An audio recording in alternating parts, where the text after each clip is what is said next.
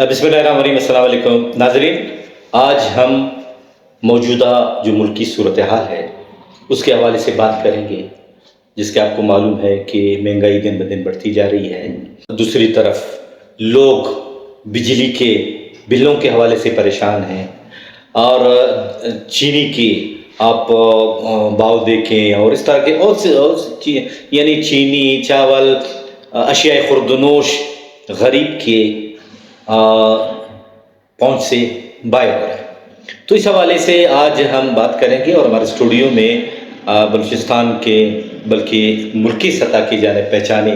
صحافی اور دانشور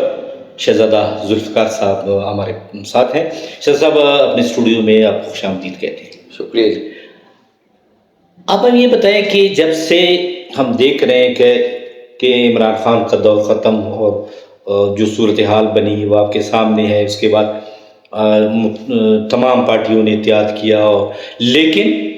جو مہنگائی ہے، جو پیٹرول مہنگا ہو رہا ہے، جو بجلی کے بل مہنگے ہو رہے ہیں، جو چینی کی صورتحال ہے، تو یہ اس کی وجہ کیا ہے، اور آئی ایم ایف کا جو دباؤ ہے وہ کس وجہ سے ہے؟ دیکھیں، بات یہ ہے کہ کبھی نہ کبھی یہ بالکل سٹارٹ میں یہاں سے لیتا ہوں کہ آپ اپنے گھر میں جتنی آپ کی آمدن ہو اس سے زیادہ آپ کے اخراجات ہوں، اس کے بعد پھر آپ کو ڈپینڈ ہونا پڑے ان لوگوں سے جن سے آپ قرض لیتے ہیں۔ اپنا گھر کا معاملہ درست ہو جائے گا، آج ٹھیک ہو جائے گا، آج ٹھیک ہو جائے گا، اور بالآخر نہیں ہوتا۔ تو قرض دینے والا بھی تو آپ کو کہتا ہے کہ میرا تو قرضہ ڈوب جائے گا اور آپ کو ریفارم کرنا پڑے گا۔ آپ کے راشن میں جو یہ ایکسٹرا ایکسیسریز جو ہیں، جو چیزیں جو ضرورت کی نہیں ہیں، چاول، گھی، یہ تو ہے، لیکن اگر آپ کہیں کہ فارن برانڈ کی آپ چیز کھا رہے ہیں، اس کو بند کریں، اس پہ کٹ لگائیں۔ بسکٹ کی کیا ضرورت ہے؟ بسکٹ جو ہے آپ اتنے مہنگے اور فارن برانڈ کے، اس کو کٹ لگائیں۔ پیٹرول آپ کا کتنا خرچ ہوتا ہے؟ آپ ضرورت سے زیادہ پیٹرول خرچ کرتے ہیں۔ آپ کا گھر کا بجلی اور یہ مطلب وہ تمام وہ چیزیں وہ کرے گا، کٹ لگانے کی کوشش کرے گا کہ نہ آپ خود ٹھیک ہوں گے، آپ خود بھی تباہ ہوں گے، اور میرا سارا قرضہ بھی ڈوب جائے گا۔ اور وہ ایسا قرض خواہ ہو، ایسا بندہ ہو جو آپ کو پیسے ایسے آرگنائزیشن یا ایسا بندہ آپ کو پیسے بھی دے رہا ہو، اور اس امید کے ساتھ کہ اس کو گرنے بھی نہیں دینا ہے، اس کے گھر میں کوئی فاقہ کشی بھی نہیں ہونی چاہیے، لیکن ساتھ میں کیونکہ آپ اس کی ضرورت بھی ہو، آپ کی اس محلے میں، اس ایریا میں آپ کی ضرورت ہو۔ تو یہ ہمیشہ ہوتا ہے، یہ کوئی نئی بات نہیں ہے۔ میرے خیال میں پچھلے جو پی ٹی آئی کی حکومت تھی اس نے بہت زیادہ قرضے لے لیے، اس لیے کہ اس نے کوشش یہ کی کہ ایک نیا پاکستان بنانے کی، اور شاید اس کی نیت ٹھیک ہو، لیکن بعد میں وہ انہی لوگوں کے ہاتھ پھنس گیا جو کئی پارٹیوں سے، پولیٹیکل پارٹی سے گھوم پھر کے آ گئے، اور انہوں نے اپنے سانچے میں ان کو اتار لیا۔ کوئی سارے دندے شروع ہو گئے جو دوسرے پولیٹیکل پارٹیز کی حکومتوں میں شروع ہو جاتے ہیں۔ تو یہ ملبہ گرنا تھا اور ملبہ گرے گا۔ شاہ صاحب، ہم دیکھ رہے ہیں کہ اللہ تعالیٰ نے پاکستان کو، اور اس میں پھر خاص کر بلوچستان کو، وسائل سے مالا مال کیا ہوا ہے۔ معدنیات ہیں، تیل ہے، گیس ہے، ہر چیز ہے، زراعت کے حوالے سے، اور موسم، 4 موسم ہیں یہاں پہ۔ اس کے باوجود جو بھی حکومت آ جاتا ہے وہ آئی ایم ایف سے قرض لینا شروع کر دیتا ہے، یا دوسرے ملکوں میں جا کر وہ آگ پھیلاتا ہے کہ یار ہمارے حالات خراب ہے، ہمیں کچھ قرض دیں۔ دیکھیں، اس ریسورسز کا فائدہ کیا ہے جس کو آپ ایکسپلائٹ نہ کر سکیں؟ اس کو تو آپ بیٹھے رہیں۔ جو پیسہ آپ کا نہیں ہے، آپ کی جیب میں نہیں ہے، آپ کے کیش آپ کے پاس نہیں ہے، یا کوئی ایسی چیز کہ آپ کی زمین پڑی ہو، یا آپ ویسے لوگوں میں باتیں بڑی بڑی کرتے رہیں کہ وہ زمین ہے میرے اربوں روپے کی، کھربوں روپے کی زمین ہے۔ وہ بھائی اربوں کھربوں کی زمین کو آپ کریں گے کیا جب اس کو مارکیٹنگ نہیں کریں گے، اس کے بھاؤ نہیں بڑھیں گے، یا اگر کوئی آپ کا ذاتی طور پر کوئی مائن ہے، وہ مائن نکلے گا نہیں، پتہ نہیں ہے، بس ایک سروے رپورٹ پر آپ کہیں کہ وہ مالا مال ہے، وہ سارا کچھ ہے، ہم امیر ہو جائیں گے، بچے ہماری امیر ہو جائیں گے، تو خالی کھلی باتیں ہیں۔ پیسہ آپ کے پاس 1 روپیہ نہیں ہے لگانے کے لیے کہ اس مائن کو مائننگ شروع کریں، تو کیسے ہوگا؟ جب تک دیکھیں یہ۔ اور پھر دوسری ایک بات، شاید بات تلخ ہے، اس ملک سے کوئی بھی وفادار نہیں۔ مثلا دیکھیں، سینڈک منصوبہ ہمارے سامنے ریکوڈک ہے، اچھا سوئی گیس کہ اتنے ذخائر ہیں، کوئلہ ہے، بیرائٹ ہے، کروم ہے اور آئرن ہور ہے، یعنی کیا نہیں ہے، ہم نکال بھی رہے ہیں، اس کے باوجود ہمیں وہ جو فائدہ ملنا چاہیے وہ نہیں مل رہا۔ بیدار صاحب، پھر میں کہہ رہا ہوں نا کہ اس میں اور ایڈ کر لیں، مثال کے طور پر سونا بھی ہے، چاندی بھی ہے، اور وافر مقدار میں ہے، تانبا بھی ہے، تیل بھی آپ کے پاس جاندران کا جو گولو میں اس کا، ٹھیک ہے نا، لیکن جب آپ اس کو آپ کے پاس پیسہ ہی نہیں اس کو ڈیولپ کریں، آپ کے پاس پیسہ ہی نہیں، اتنے وسائل ہی نہیں کہ اس کو ڈیولپ کریں، تو بات یہ ہے کہ آپ نے ہمارا ملک اس وقت اگر آپ دیکھیں اس کو، اگر اس کے دیکھیں کہ اصل تو کیا ہے، اصل یہ ہے کہ ہمارے ملک کے جو لوگ ہیں وہ جس عہدے پر رہتے ہیں وہ مطلب وہ ان میں لائلٹی ہونی چاہیے اس ملک کو، اس نظام کو ٹھیک کرنے کے لیے۔ جو بھی آتا ہے 1 مہینے کے لیے آتا تو لمبے عرصے کے لیے 1 مہینے میں وہ کہتا ہے کہ میں یہ کر دوں گا، میں وہ کر دوں گا، میں وہ کر دوں گا، اس کے بعد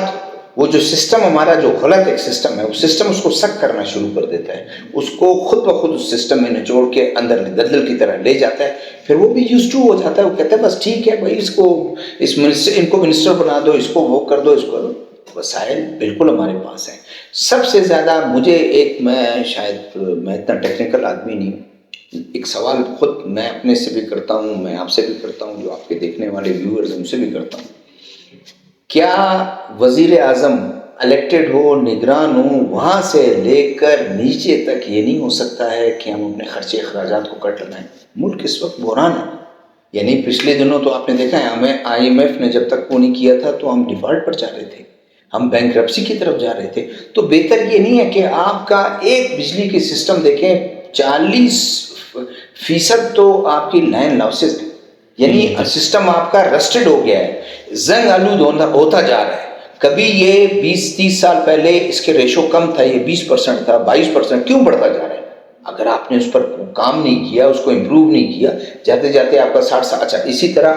وزیر اعظم صاحب خود اپنے اجلاس میں انہوں نے کہا، نگران جو آپ کے انفارمیشن منسٹر ہیں انہوں نے بریفنگ دی، بتایا 590 ارب روپے چوری ہوتی ہے بجلی، یہ مطلب ایک رپورٹ خود وہ بتا رہا ہے کہ اس کا کیا۔ اچھا، اس کے بعد اس نے کہا کہ گوجرانوالہ، فیصل آباد، اسلام آباد، لاہور، یہ 4-5 شہروں میں جو ہے تقریباً 100 ارب کی تو ادھر چوری ہوتی ہے۔ تو عام آدمی کے لیے ہم نے شاید، اچھا سسٹم ہمارا سارا کچھ اس طرح ہے نا، بڑے بڑے وہ ہیں آپ کے عہدیدار ہیں، جوڈیشری ہے، آپ کے اسٹیٹ بینک ہے، دوسرے بجلی کی ان کو مراحت اتنی دی گئی ہیں، تنخواہیں اتنی ان کی بڑی بڑی ہیوی تنخواہیں ہیں اس کی، اور عام آدمی تو روئے گا، عام آدمی بولے گا کہ میرا 40,000 روپے میں میرے تنخواہ ہے اور 30,000 روپے 35,000 روپے میرا بل آئے گا، تو مجھے بتاؤ کہ میں کس لیے جو ہے اس کو میں بھی چوری کروں گا۔ تو آپ کا یہ زیادہ، جتنی بجلی مہنگی ہوگی چوری زیادہ ہوگی، جتنی زیادہ آپ یوٹیلیٹیز گیس کو مہنگا کریں گے، کہیں نہ کہیں سے وہ ذرائع نکالیں گے، اس کو چوری کرنے کی کوشش کریں گے، یا لوگ جو ہیں اس کو۔ اچھا، پھر لوگوں میں یہ بھی ہے، سب سے پہلے نہیں ہو سکتا کہ گورنمنٹ تمام اپنے ان کو دفاتر میں جو ہیں سٹارٹ تو ادھر سے کر سکتے ہیں کہ 11 بجے سے پہلے AC نہیں چلے گا اور 4 بجے کے بعد AC بالکل نہیں چلے گا، یہ تو کر سکتے ہیں اگر یہ۔ اچھا، دوسری بات یہ دیکھو، یہاں پہ ہم دیکھ رہے ہیں کہ اس موجودہ حالات اور صورتحال کہ امیر تر ہوتا جا رہا ہے، غریب تر ہوتا۔ اس کی وجہ بیدار صاحب، اس کی وجہ آپ نے ماشاءاللہ اتنا عرصہ آپ نے گزارا، ایک آرگنائزیشن میں آپ نے گزارا، آپ کا بھی تجربہ ہے